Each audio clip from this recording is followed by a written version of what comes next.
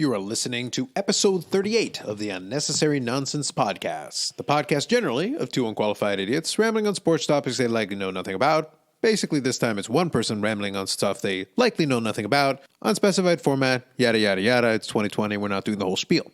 I'm Carlos Alcazar, and not with me is Dave Turnbull. I'm doing a bit of a solo pod this week. Normally by this point, Dave and I have been able to kind of touch base, and we come up with a recording schedule, and it didn't really happen this week. He's missing in action as far as I know. He might be out drifting at sea. He might be dead in a ditch. We'll find Dave. We'll send a search party. It'll be all right. He'll be back probably sooner rather than later. But in the meantime, I still wanted to get in a little bit of a podcast episode because there's a couple of things we got to talk about. We're down to the Final Four in the NFL, and there are a lot of stories that I think we can talk about as far as that's concerned, but there are a couple that I want to talk about, and I also specifically want to give a little bit of context, especially for the NFC Championship. But I'll get to that in a minute. Let me begin by looking at where we're at. And as I thought about it, and I've had basically the whole week. Last week I went 2-2 in my predictions, largely because I basically went with my head specifically. There's no way that I'm not really alone in the sense that I believed that Baltimore should have beaten Tennessee. And yet here we are, which is fine. That's okay. That stuff like that happens. It is the playoffs. It's a one-game playoff, and things like that can occur. Obviously, I picked against Green Bay, my team, because I looked at them and I said to myself the thing I'd been saying all season. I've watched the Packers play games this year, and I said, I don't know how they're doing it. It's smoke and mirrors. There are things that they're managing to put together. Things are just falling into place just well enough. I can't say they're all falling into place, but they're falling into place well enough, often enough, where here we are. But the 2019-2020 Green Bay Packers are the most fraudulent 13-3 team possibly of all time. And I can't complain about it because the result was a bye, which was advantageous. And the end result was they were able to play a Seattle team that was perfectly primed for them to be able to score just enough. Scoring 28 points was just enough with a couple of plays in there to hold off Russell Wilson and to be able to keep them with the story, with the history between Seattle and Green Bay being what it was. Just another weird game, but the result was Green Bay managed to advance. And here, now they get to play San Francisco. I want to talk a little bit more about the NFC Championship here in a minute, but the point was getting us to where we are and kind of the way that everything played out with Baltimore falling, with New England dropping early again to Tennessee, and kind of the Cinderella run that Tennessee's had, and all the different things that have happened in this playoff. It brings me back to thinking about, of all things, and I'm taking advantage of this because it's rare when you actually get to throw something like this in there in proper context. It got me to thinking, of all things, professional wrestler Roddy Piper, because there is one little quote that he said that I feel like actually applies here very nicely. And when it comes to this year's playoff, I've got to say, just when they think they have all the answers, I change the questions. But in this case, it's not I, as in, Roddy Piper changing the questions. Every time we thought we had the answers, the NFL itself changed the questions. And this has been happening throughout the whole playoff. We thought that Lamar Jackson, running from a runaway NFL MVP season, he will still win the MVP. You thought that was going to be enough against the Tennessee Titans to push them through. You thought you were going to get a Baltimore Ravens, Kansas City Chiefs AFC Championship. That isn't what we have. We have the Kansas City Chiefs taking on the Tennessee Titans. And through the course of the week, I've sat back and I've listened and I've read and I've looked at all the, the conversation, and I've looked at all the discussion points, and you can make the pitch. And this is an interesting situation because I like this Final Four in the sense that while I strongly believe that the favorites will take care of business, spoiler, I'm going to pick Kansas City and I'm going to pick San Francisco. The truth is, though, just as much fun, if not more fun, is making the case for Tennessee and or Green Bay, depending on, which side of the coin you fall in. The truth is, I can make an argument for all four teams here. Making a case for the underdogs, which I'm going to do, is kind of fun too, because, again, any combination of this, the way this NFL season has played out, every time we thought we had the answers, even looking at this now, we're down to the Final Four. You only have 2 more games here to select before we get to the Super Bowl. When you think you've got all the answers, the NFL changes the questions. So as far as this is concerned, let's make the case for Tennessee first. We'll talk about the AFC Championship, and then we'll look at the NFC in a second. Tennessee's case is this. Derrick Henry with a side of Derrick Henry. Can Ryan Tannehill contribute? Can he be efficient? Can he make the throws that are required to complement the running game that they've been able to establish? Can Derrick Henry maintain what has been a historic pace? They could. And if they do and control the clock and minimize the amount of possessions Kansas City has, puts Kansas City in a position where they're on their heels and puts Andy Reid in a position to be able to feel uncomfortable. Because at the end of the day, Andy Reid has enough playoff baggage at this point in his career as a head coach that if things start to go wrong, he may freeze up. He may make mistakes. Even if he's in a position where it seems like he's going to win, all of a sudden it comes down to, can he manage the clock? Can he manage the game situation? Can he keep his focus? Can he do what needs to be done? Can he do what works for him in the regular season? Because as a coach in general, Andy Reid is great. But it always comes down to these decisions. As soon as we start to apply a little bit of pressure, suddenly the decisions get a little bit tougher. Suddenly choices are made that probably shouldn't have been made and wouldn't have been made in the light of day under normal conditions.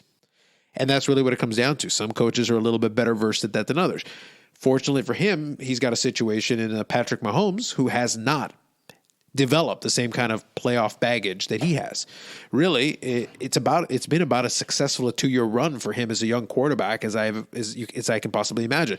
2 AFC Championship appearances in 2 full seasons as a starter. That's phenomenal. And this team is great and has offensive weapons. Defensively, not so impressive. So that's really what it comes down to. Can, Ryan Tannehill and Derrick Henry take advantage of a defense that isn't that great? They can. And the case for Tennessee is this. If they control the clock, if they're able to get that heavy dose of Derrick Henry, if they're able to keep Kansas City from exploding on them, then Tennessee can certainly win a slugfest if they make it physical enough. And that's really the type of game that I think will suit them against this type of matchup. Kansas City's road to success is a little bit simpler. If they start scoring early and often, get a lead, force Ryan Tannehill to have to throw, minimize Derrick Henry, then I think Kansas City is on its way to a Super Bowl. And I think they will be very comfortable getting to that Super Bowl, game. That's really the case between the two teams. It's kind of simple.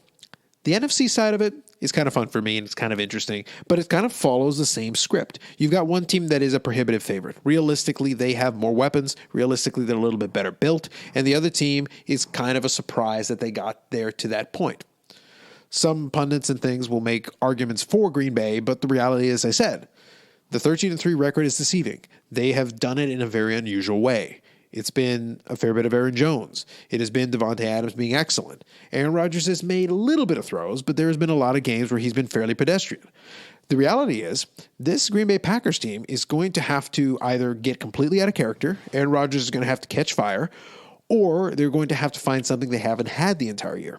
The way I look at it, from a prediction standpoint, the reason I would say San Francisco is they're just better equipped with more horses to be able to do certain types of things and be able to play a couple of different types of games and styles. Green Bay is basically, if Aaron Jones goes off, well, great. That's going to help. If Davante Adams, makes acrobatic catches and really takes over, again, that'll help. And if Aaron Rodgers can find some of the old Aaron Rodgers when he was in his MVP heyday, well, then I like that. I like those opportunities. I like those chances. If that does not go, then the road for San Francisco is much simpler.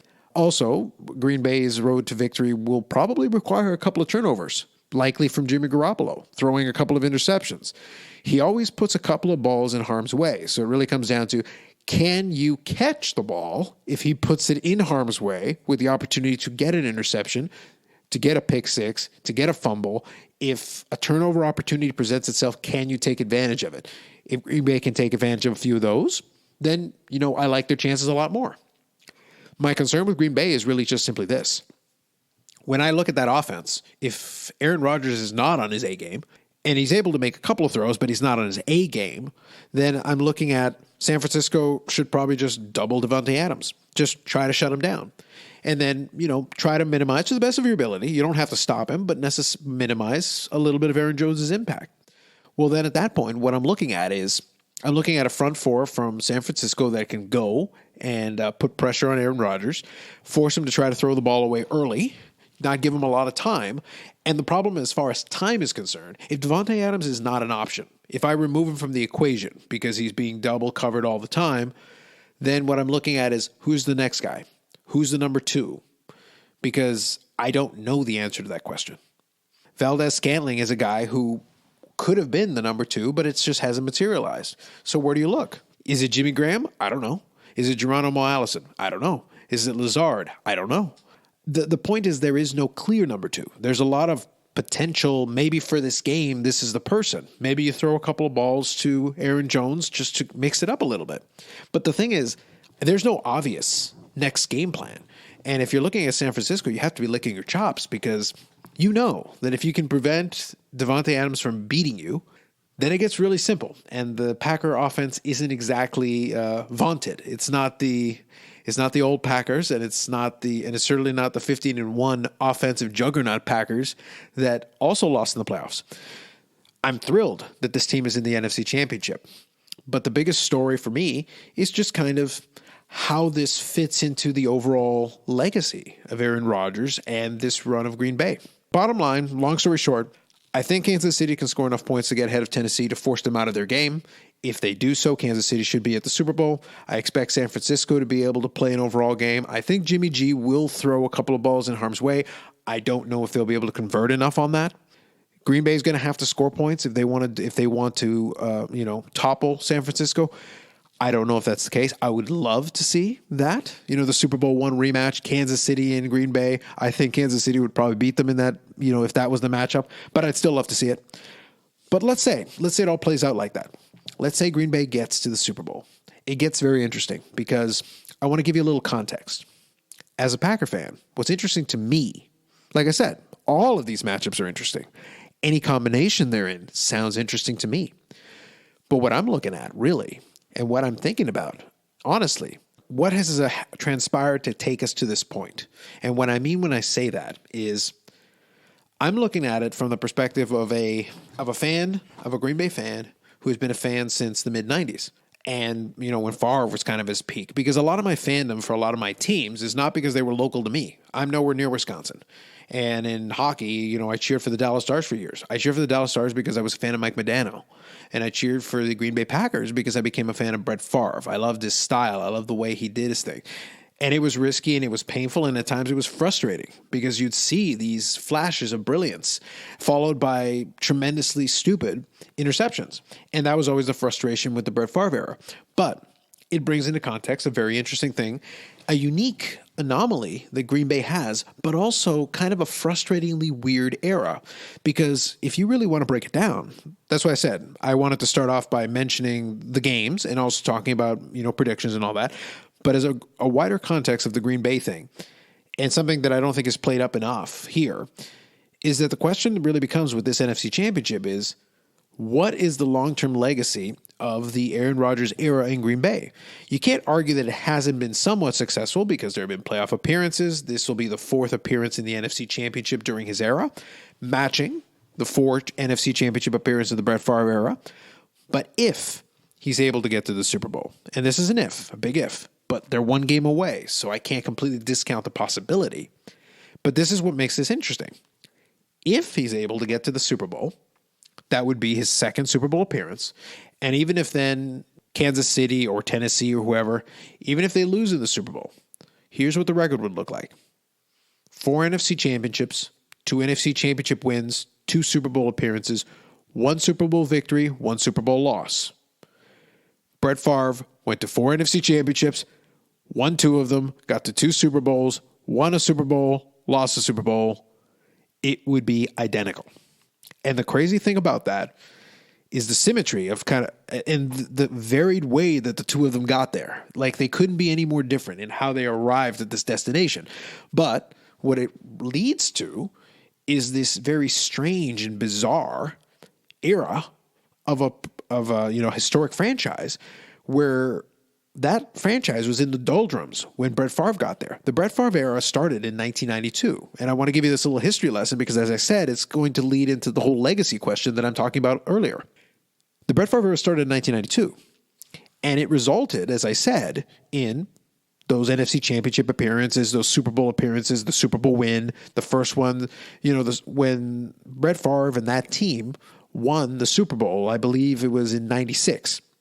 The game was in 96. When that Super Bowl happened, it was critical. It might be 97. I have to double check my date. But regardless, it was right around there. The point is, when they won that Super Bowl, that was the first Super Bowl they had won since Super Bowl 1 and 2 in the 1960s under Bart Starr. That was the era when Bart Starr and that Vince Lombardi-led team went to the first two Super Bowls, won the first two Super Bowls, and then had come off already winning a couple of NFL championships. Through the 1960s, the Green Bay was one of the most dominant teams, and then they fell on hard times. By the 1970s, they struggled. Through the 80s, they just couldn't find anything to put it together. And into the 1990s, it wasn't looking like it was going to be any different. Brett Favre showed up, and then things changed. The team became competitive. And they stayed competitive for a long time. His last NFC Championship appearance was in 2007 when they lost to the future Super Bowl champion that year, New York Giants, who went on to play the 18-0 New England Patriots and beat them in the Super Bowl. And then again in 2011, it was a 15-1 Green Bay team under Aaron Rodgers that lost to that New York Giants team, which also went to play the New England Patriots and beat them again. So it's one of those things where it's just kind of always worked out that way. A couple of times the Packers had a chance to go play the Patriots potentially and make an interesting matchup either with Favre or with Rodgers, and it just never materialized. It never came together. But the reason why I say the whole era is interesting is because the frustration, I think, for a lot of Green Bay fans is that you're looking at two Hall of Fame quarterbacks, two of them. And like I said, if I play out the scenario where Aaron Rodgers gets to the Super Bowl, whether he wins or loses, it creates this weird symmetry with Favre. But if you combine the two and you look at this era, two Hall of Fame quarterbacks, two distinct eras of the Green Bay Packers. But this game is now in the year 2020. That means from 1992 until right now is a 28-year sustained run of a two-player quarterback succession between one Hall of Fame quarterback to another. But all those years, all in total, between the two, 8 NFC Championship appearances. 8 in 28 years. That would, if it played out the way I said, currently it's 3 Super Bowl appearances between the two of them, 2 Super Bowl championship wins.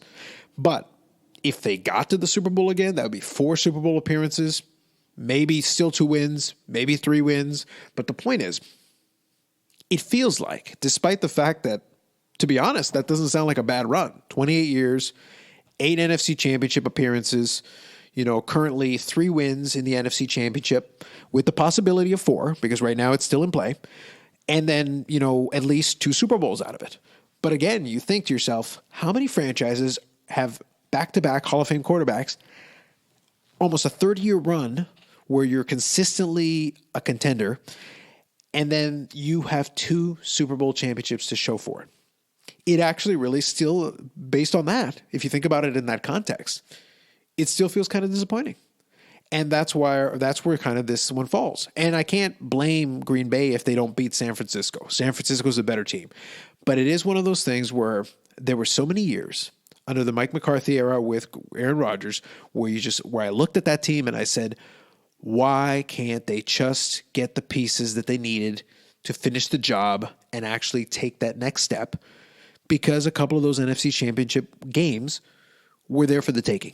There were opportunities. There were teams that had the pieces in place outside of bad defenses, outside of just poor clock management, and some bad luck. All these things came together to prevent multiple opportunities that could have happened. And now looking at this, I can't help but think, is this the last opportunity that this team and this franchise and this quarterback is going to have? And it's unfortunate that it might have been a little too late when they finally decided to put together a decent defense. And that's kind of the biggest problem I have. It's a decent defense. It's not a great defense. And San Francisco has enough weapons to be able to torch this team just fine. And they have enough weapons to be able to cause the offense fits because they're not firing on all cylinders, and there aren't that many cylinders to fire. Like I said, you can minimize Devontae Adams. You can minimize Aaron Jones under the right circumstances. You can prevent this Packer team from scoring, for stretches. They might have a couple of good drives and then struggle for a couple of others. Long story short, I think it will be an interesting one. But like I said, it led me to a little bit more of a reflective, contemplative, thinking about a 28-year run and a 28-year span, the majority of which I've been a fan, and just thinking, wow, all that time, all that sustained, opportunity, and so far not as much to show for it as you would have hoped. And maybe that'll change with this NFC Championship. But as I said, if it just turns out that I'm unlucky this year and that betting against Green Bay, so to speak, is going to lead to them winning a couple more games, I'm happily willing to do that. So that's really kind of my long, drawn-out kind of thoughts on the AFC-NFC Championship, and also a little bit of context, like I said, on Green Bay history, where I'm thinking about it, and I'm wondering if this is going to be another little reflection, another little stain on this era where it's so much promise and so much opportunity, and it just didn't materialize in nearly as much as one would have thought or hoped. Now, with all this said, there's one more thing I wanted to talk about, and that was the Houston Astros and the cheating scandal. I kind of avoided this issue, and I shouldn't say avoided. Avoided's the wrong word. I really didn't touch on it too much because I struggled with my own thoughts and feelings on it.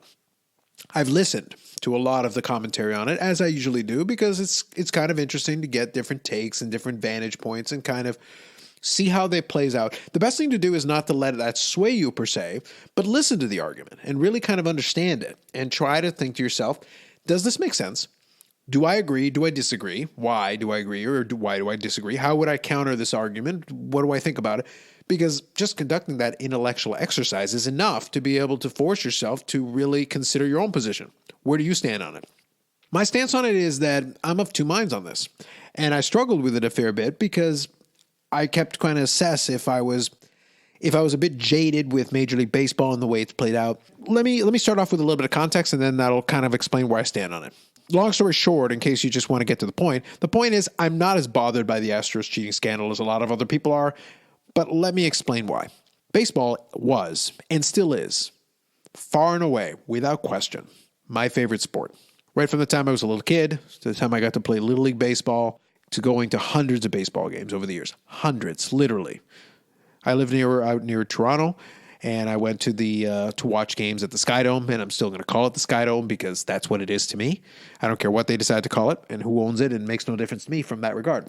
And I watched teams that in the early 1990s slowly worked their way up. They had already been building a contender since the mid-80s. Up until that point, they had become close, and they had gotten steadily better, and they had run into these buzzsaw teams. And for whatever reason, they just were not quite able to get over the hump.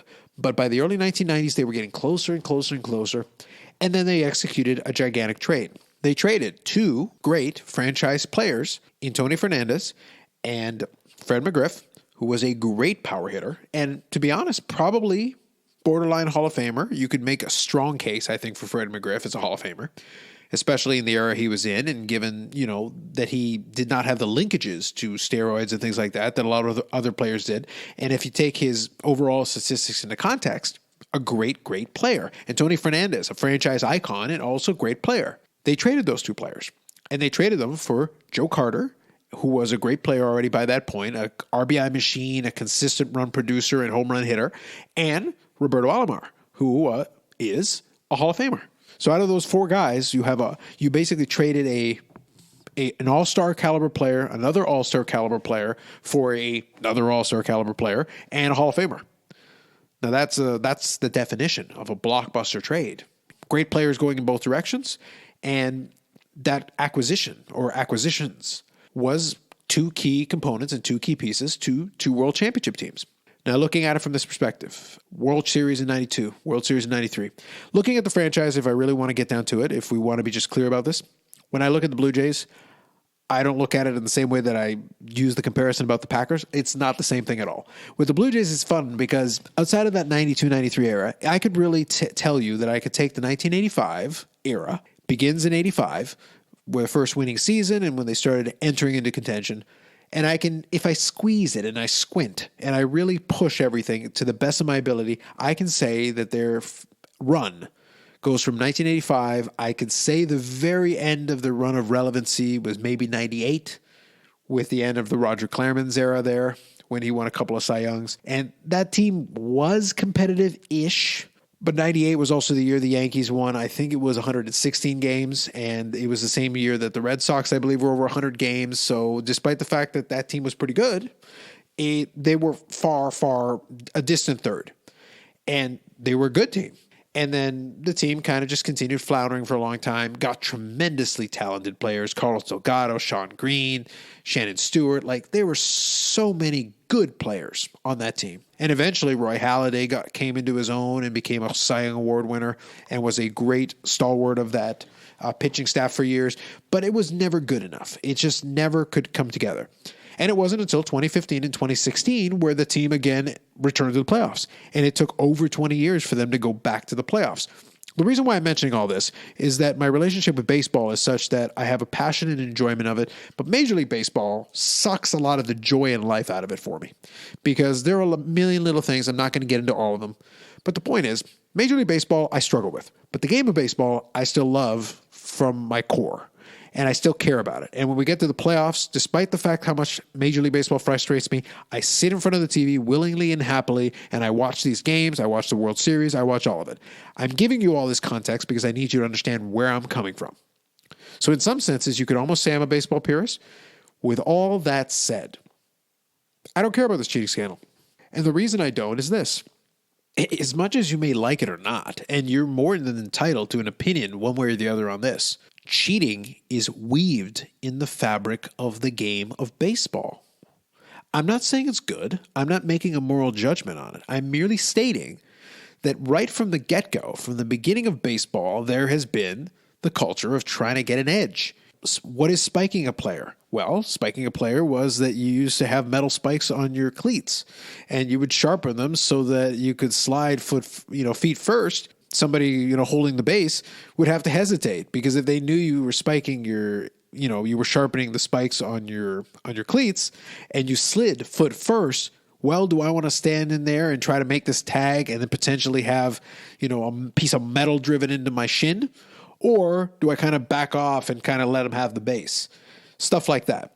Gaylord Perry is a great example that was given. And I actually heard the name this week, which made me laugh because I am kind of a fan of the history of baseball. I used to read quite a bit on different books on it, and I probably will get back into that because I do genuinely enjoy it. But Gaylord Perry is a pitcher who's in the Hall of Fame and has basically bragged to anyone who would listen about the fact that he willingly and fully understandingly used emery boards and used a spitball and used almost everything at his disposal in order to change the surface area of a baseball to be able to assist him in pitching. And he's in the Hall of Fame. He cheated. This is not a conjecture. This is a statement. He cheated. Baseball in the 1960s had, greenies, basically amphetamines. They were available right in the dugout. The steroid era in the 1990s and the 2000s. There's been cheating all throughout. And specifically, talking about this Astros situation, the issue that people took with it, the umbrage they took to this, was not that the Houston Astros stole signs. The umbrage, because everybody concedes in baseball that stealing signs is part of the game. But the part they took issue with, and I love this, the part they took issue with was, well, they used electronic means, and that's not cool. Stealing signs, a little shady, but, within the spirit of the rules, or the spirit of the game, I should say. Because I don't think they put any rules saying, oh, yeah, sign steal, however much you want. But the thing is that, oh, well, if you use electronic means, well, that's not cool. You can't, you're using like video and stuff. Like, you can't use technology. I struggle with it because, like I said, in some areas, I'm very much like a traditionalist when it comes to baseball. And there's a lot of things that Major League Baseball does that I don't like, that really went away from the original spirit of the game. I think the game takes too damn long. And part of that is because they throw in the 1,000,008 commercial breaks. And the thing is, if I go pay good money to go and physically attend a game, I don't want to watch your commercial breaks. I don't want a commercial break when I'm sitting in the stands. The game starts at 7 o'clock. If I'm still there at 10 o'clock, this is stupid, especially unless the game is like an offensive slugfest where, we're running through 50 pitchers for each team and going through the full bullpens. If it's just a normal game, you know what? I should be out of there in about 2 hours. If I start the game at 7, I should be out of there by about 9. The game should be done. And it could be if we'd stop making 500 breaks and different stoppages and all this and just let the game play. The pitcher goes out there, throws a couple pitches. All right, bring up the first batter. All right, next batter. All right, next batter. And keep going. But I'm getting sidetracked. The point that I'm trying to get at is that cheating is within the fabric of the game. There's a lot of things about Major League Baseball that I'm not a fan of. But the truth is, I don't really care that the Houston Astros were able to use technology. I'm not bothered by it. I don't fear technology. I make a living with technology. I can't, argue that technology is bad. I understand that using technology to give you an unfair advantage is, it's verboten. But at the same time, look, I take it from this perspective. Imagine what the sign stealing does for the hitter. Does it give the hitter an advantage? 100% without question. I cannot deny it, and I can't change anybody's mind on it, and there's no reason for me to. It is 100% an advantage versus not having a damn clue what's coming. However, and this is just an intellectual exercise, but I want you to work through it with me. Imagine for a moment if we change the rules of the game, and we said that going forward, henceforth, as part of the game, the pitcher must declare before each and every pitch whether they're going to throw a fastball or an off-speed pitch. Would that affect the game? 100%. For a lot of batters who are fastball hitters, simply knowing that a fastball is coming is a huge advantage.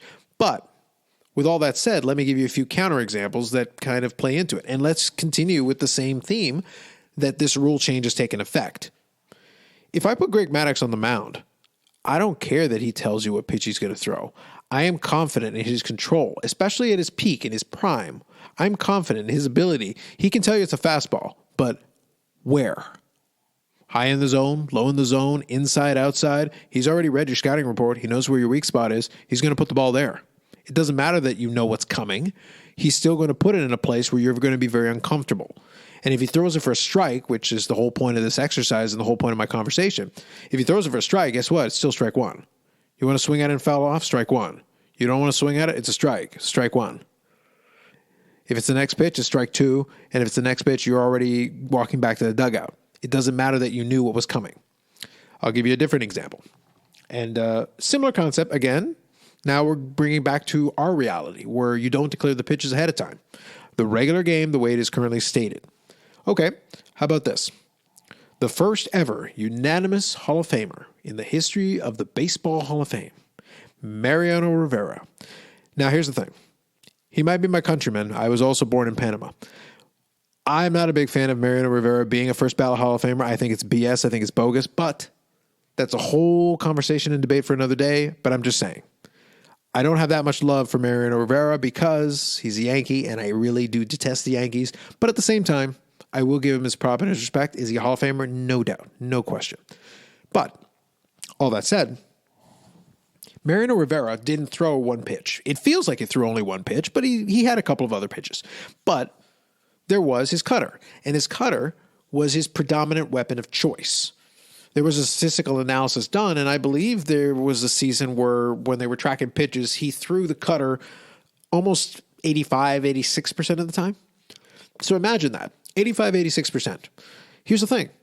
At that stage, aren't you basically declaring what pitch you're throwing? You literally know what he's going to throw. If you know he's going to throw it 85 or 86% of the time, it is a reasonable assumption, if you're a batter in the batter's box, that he is probably going to throw the cutter. Because mathematically, even if you hang in there for a couple pitches, one of them is going to be a cutter. Well, if you know what's coming, why can't you hit it? Because the whole thing is he became a unanimous Hall of Famer because he has the most saves of anybody ever, and that is a high leverage situation where the batters are in tune to try to get on base or to try to get a hit or to try to score a run, and yet knowing full well that one pitch is coming at least 80, 85% of the time. So the math is in your favor. If you're looking for cutter, you're probably going to get one.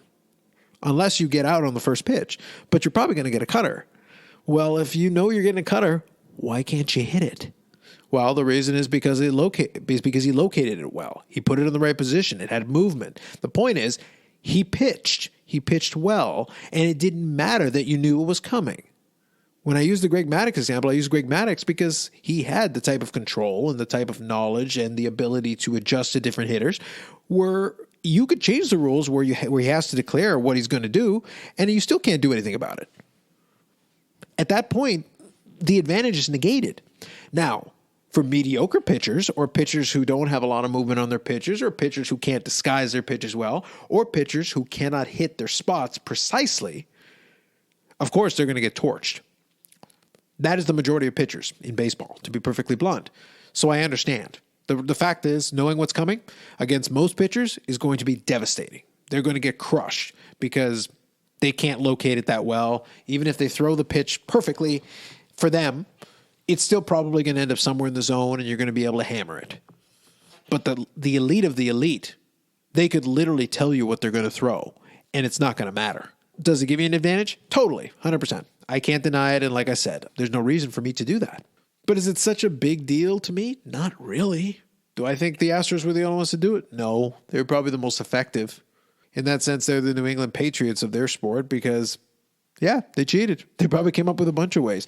Now, I will say, and also kind of leading credence to my overall point, is that in order for this whole thing to work, not only did you have to figure out what pitch was coming, by decoding the signals and all that, the signs, you also had to be able to relay it to the batter. And that's where that whole trash can thing came into play, which is actually kind of hilarious. It's also ingenious, but it is also kind of hilarious. Imagine you have to bang a damn trash can to tell, because knowing the pitch based on the signal or the sign is great and all, but it's worthless unless you can relay it to the batter in some way quickly. So that's where the banging on the trash can as a signal comes into play. So that's how you're relaying the information to the pitcher. Well, reality is, at that point, the teams, even if they suspect that there's some sign stealing going on, well, then they got to switch up the signs. Switch up the sign every inning. Do whatever you have to do in order to make life more difficult. Now, this all leads me to the last point about this. Like I said, I don't really care about it that much. It doesn't bother me. I'm not going to lose any sleep over it. To me, the integrity of the game has not been impinged because, for God's sake, cheating is part of it. And somebody else will come up with a different way of cheating later, a different thing to do. I would say for a lot of those, talking head shows and these people, get over yourselves. Just stop. It's like amateurism in the NCAA. It's not pure. It never was. From the Black Sox scandal on, and even before that, and gambling in the game and all kinds of things, baseball has always had kind of a shady side to it. It became the national pastime because, to be honest, it had a lot of appeal, and it had a lot of regional appeal. Major League Baseball has lost a lot of that because it's not the same. It's not the same game that a lot of people would follow. But the truth is, if you do still enjoy the sport, you can still have fun watching it. You can still enjoy it for what it is. If it really bothers you that much, I totally understand. But it's one of those things. I'll still enjoy watching a hitter do what they can do because I don't care if you know that the damn pitch is coming. It's still really hard to hit. Hitting a baseball is a hard thing to do, even at the best of times, even if you know what's coming. So I still always give props where somebody can manage to do it with consistency or ability. And it's one of those things where, like I said, for the Astros, it's a shame for them because they're permanently tainted by it. In that sense, people just will not see it as legitimate. They will not hold it in the same regard. And this era of Houston Astros baseball will just not be seen the same. And that's fair enough. I understand it. I can't blame anybody for that. So the last point is the argument that some folks have about, vacating the championship and doing all that. I think that's kind of dumb. I don't think it's really going to do anything. The best you could do really is, if you really wanted to, you could vacate it and just kind of follow the NCAA format where, okay, fine, it's vacated. But you're not going to award it to anybody else because you can't assume. I did have a little bit of fun listening to First Take this week where I think it was Max Kellerman. He basically tried to argue that, well, because they cheated and then the Yankees were playing really well against them, well, then obviously the Yankees would have won the series. It's like, no, I don't think the Yankees necessarily would have won the series. Would it have helped? Yes. But I'm back to my point about if you know what's coming and your pitches suck, and you leave like a curveball hanging, well, the fact that I know it's an off-speed pitch, great for me. And the fact that it's a hanging curveball, well, now I'm going to obliterate this pitch. Or a fastball that you leave kind of over in the middle and you just kind of groove it in there. You're trying to hit the corner, but you actually left it in the middle of the plate. Well, I'm sorry. It's going to get crushed. The fact that they know about it makes it even easier. But the reality is still the same. A well-executed pitch, even if you know what's coming, is still going to be an effective pitch against a lot of hitters. The elite of the elite will be able to take care of business no matter what. But it's the same thing with an elite of the elite of pitching. They can take care of business no matter what. And I think that's the overarching point that I want to make with that. Not that I'm discounting it, not that I'm downplaying it, But cheating is part of the game. It has been part of the game. It will continue to be part of the game because someone else will come up with something else. Emery boards and pine tar and all kinds of things are still part of it. The electronic mean is new. The electronic element of it is new. But it's not fundamentally different, and I don't think, to me, it doesn't make it that much more egregious. Teams are going to try to get an edge. Players are going to try to get an edge. There's always going to be an aspect of that. Whether it's performance enhancers or, the little rumor, which I think is kind of a joke, of wearing a buzzer, to tell you what pitch is coming. Why need it? Why you need a buzzer when you got a trash can? Come on, guys. Trash can is where it's at. Anyway, enough about that. So those are really the two main things I wanted to talk about. Overall, I'll say I'm crossing my fingers. I'm hoping for Green Bay. I hope they prove me wrong. I'll be happy to be wrong on that. But I think most likely, to me, it will be a Kansas City Chiefs, San Francisco 49ers Super Bowl, which I think will be fun. I think that would be a good game.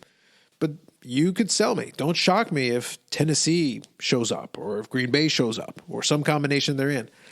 Either way, I'm very thrilled and happy with this Final Four. I like the different storylines that it creates, and we'll have more time to talk about it later on. As always, thank you again for listening.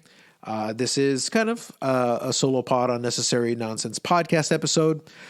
Before I go, I'll quickly just hit up a couple of shameless plugs. I'm not going to do all the rest of the social medias because I really still struggle to keep them updated, but here is the part that I will do. Subscribe to the podcast on iTunes, Spotify, Google Play, wherever you get your podcasts. You can also check out archive versions of these episodes on the Unnecessary Nonsense Podcast YouTube channel.